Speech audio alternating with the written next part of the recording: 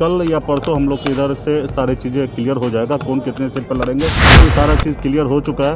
VIP कितने seat पर लड़ना है, कांग्रेस कितने सीट पर लड़ना है, वाम दल कितने पर लड़ना है और आरजेडी कितने सीट पर लड़ना है, ये सारी चीज़ें क्लियर हो चुका है और बहुत जल्दी हम लोग स्थिति स्पष्ट कर देंगे। लेकिन साथ में रहते तो ज़्यादा अच्छा होता। बाकी उनका अपना निर्णय हुआ, उन्होंने जो डिसीजन लिया तो उनको स्वागत है। बाकी हम लोग मजबूती से लड़ेंगे।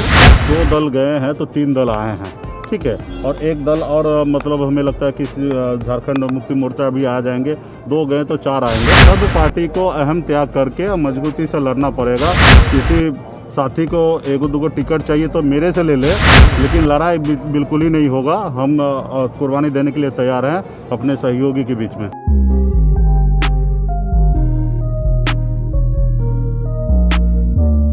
नमस्कार, मैं प्रिया एक बार फिर से स्वागत करती हूं आपका भारत लाइव में। बिहार में विधानसभा चुनाव होने हैं। ऐसे में जो प्रथम चरण जो चुनाव है उसके लिए जो नॉमिनेशन जो स्टार्ट होने वाले थे वो कल से स्टार्ट हो जाएंगे। ऐसे में जो सभी पार्टियां हैं उनमें जो मतभेद चल रहा था, अब जरूरी है कि उन्हें एकजुट होने का, कहीं ना कहीं अब एक साथ होने का समय आ गया है। अब उन्हें मतभेद को साइड रखकर, अपने अहम को साइड रखकर एक साथ खड़ा होना होगा, तभी वो पार्टियों को चुनावी जो वो रणनीति है, जो जीत का आसार होगा, वो तभी वो उसे पूरा कर पाएंगे। यह बात कहीं ना कहीं मुकेश सहनी को समझ में आ गई है। उन्होंने एक बयान जारी किया जिसमें उन्होंने पत्रकारों से बात करते वक्त उन्होंने बहुत सारी बातें रखी, बहुत सारे पॉइंट्स रखे। उस पॉइंट्स में उन्होंने एक बात बहुत ही नोट करने वाली रखी। उन्होंने कहा कि जिन पार्टियों को अगर सीटों को लेकर कहीं ना कहीं 1-2 सीटों को लेकर अगर उन्हें मतभेद चल रहा है उनमें, तो अगर उन्हें सीटें चाहिए तो वो अब मेरी सीटें ले सकते हैं।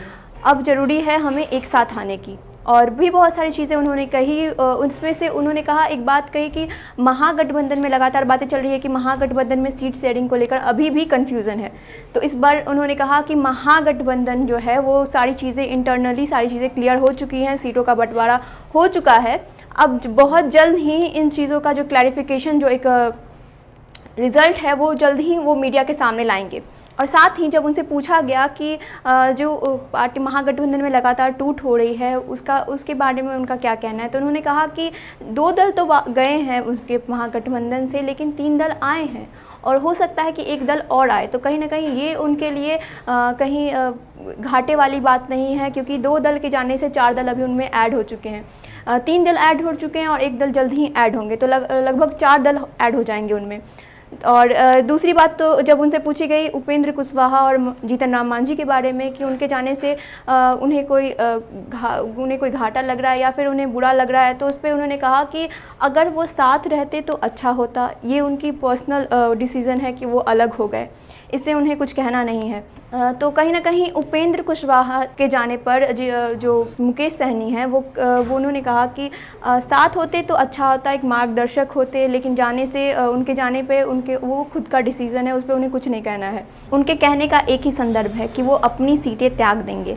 अगर उन्हें सीएम तेजस्वी यादव को सीएम बनाने की बात अगर आई है तो वो अपनी सीटें त्याग सकते हैं। कहीं ना कहीं ज़रूरी है कि अब उन्हें सभी पार्टियों को अब एकजुट होने की और अहम को दूर रखने की, मतभेद को दूर रखने की।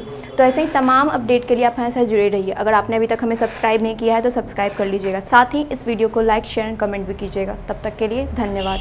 बढ़ाएं अपना कदम सक्सेस की ओर शिखर करियर इंस्टीट्यूट के साथ। शिखर करियर इंस्टीट्यूट पूर्वी भारत में एकमात्र कोचिंग संस्थान जो एक्सक्लूसिवली है मेडिकल एंट्रेंस एग्जाम के लिए।